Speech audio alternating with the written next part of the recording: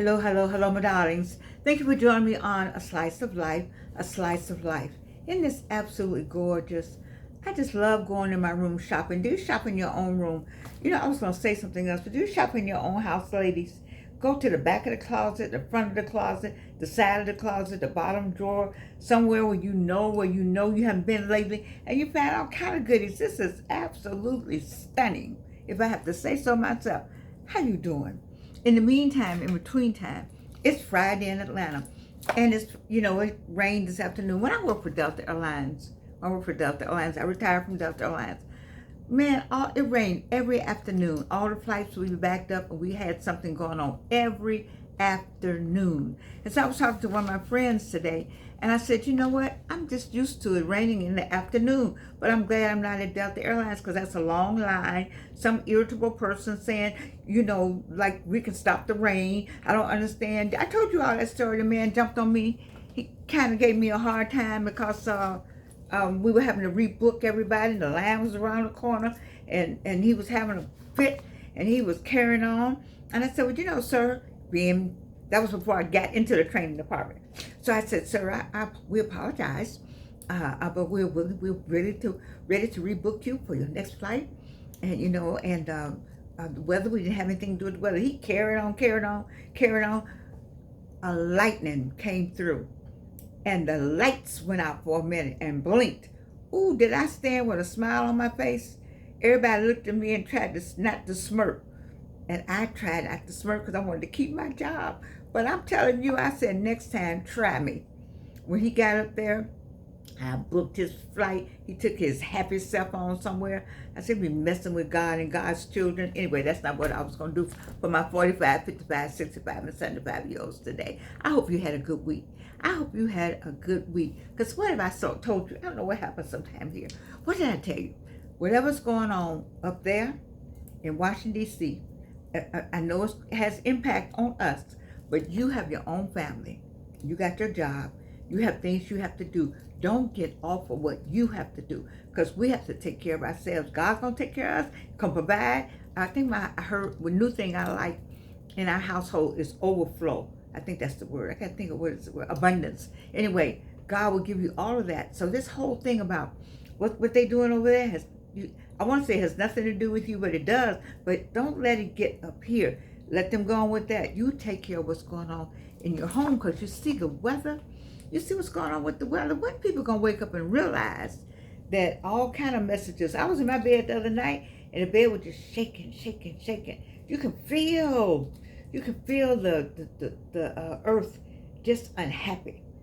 Earth is unhappy right now. It's just, we all unhappy because something's going on. Some kind of spirit is roaming. It's roaming. It's trying to take over, but would not take over God's children.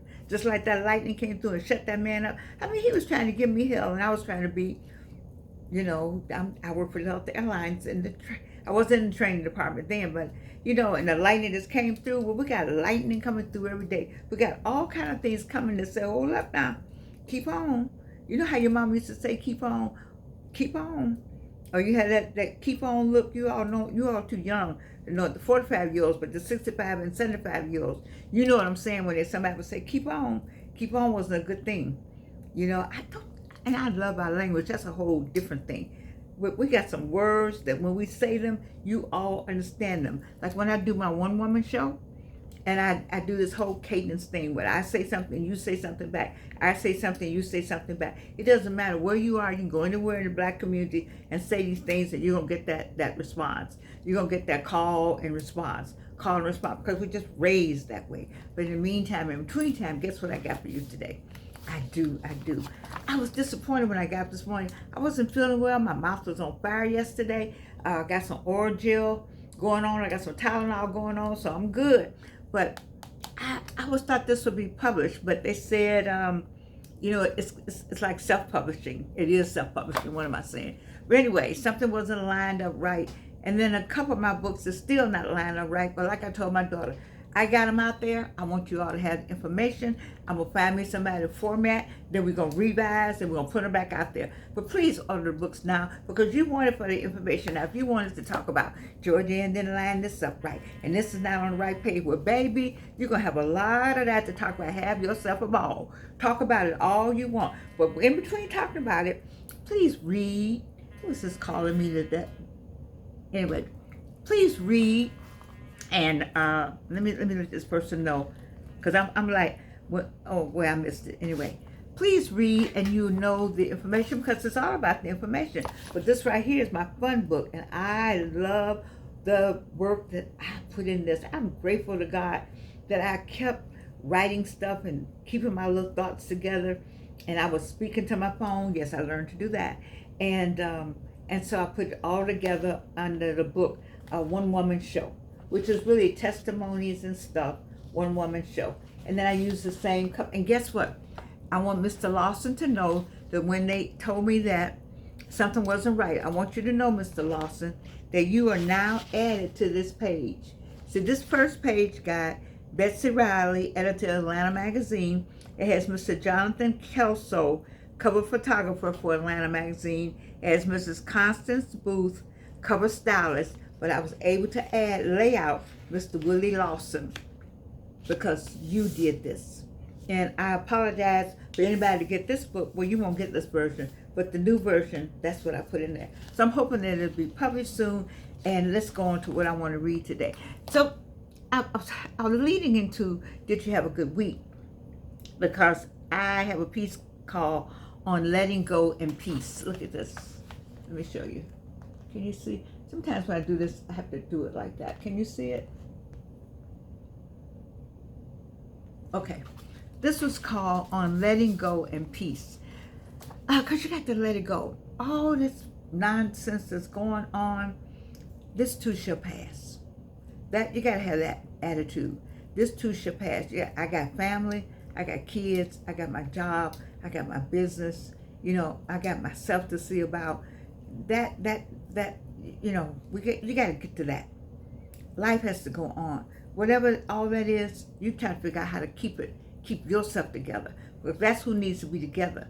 When that falls apart, one, or when it falls apart and falls on your front step, then you can't be then just getting it together. You need to have it together. You know, we talk about having money, having walkie-talkies, having whatever you need to have. You know, some of that is maybe some of that we may not need, but I don't know. I just believe in having something like the solar. We need some solar panels to make things work. So that's what I haven't done, but I hope you've done it. And then TikTok got a whole bunch of things that we should buy and have just sitting on the side. I don't have any problem. You know, all of them. Do they still do Girl Scouts? I guess you got the Girl Scout cookies, but you know, we always had to be prepared. So Boy Scouts and Girl Scouts, you're supposed to be prepared. My daughter's father was an Eagle Scout, so he was an adult scout, and he always talked about being prepared. So let's just be prepared. But one of the things we want to talk about, 45, 55, 65, and 75, as you get ready to go out this evening or go out this weekend or whatever you're preparing to do, let's letting go and peace. Letting go and peace from Georgianne. Okay, you know, Georgianne, I don't know why I don't bring the glasses in here. Okay. There comes a moment when you realize you cannot carry every regret. There comes a moment when you realize you cannot carry every regret. You cannot hold every version of the past and still stand tall in the present. You know, you're not supposed to stop in between reading your piece, but that a lot of this is me, and so you know, there does come a moment when you realize you can't carry every regret. You cannot hold every version of the past and still stand in the present. I'm guilty of holding every version of the past. But as I continue, letting go does not mean you've forgotten. It does not mean it does not mean you excuse, erase, or deny. It means you release your grip of the things that no longer serve your spirit. Ooh, I like it myself. I told you I like all my stuff. But I'm going to read this again because I need for you to hear. You know how I say, this is for the people in the back? Yeah. Reno. This is for the people in the back. Letting go does not mean you're forgotten. It does not mean you excuse, erase, or deny. It means you release your grip of the things that no longer serve your spirit. If it doesn't serve your spirit, why are you still holding on to it?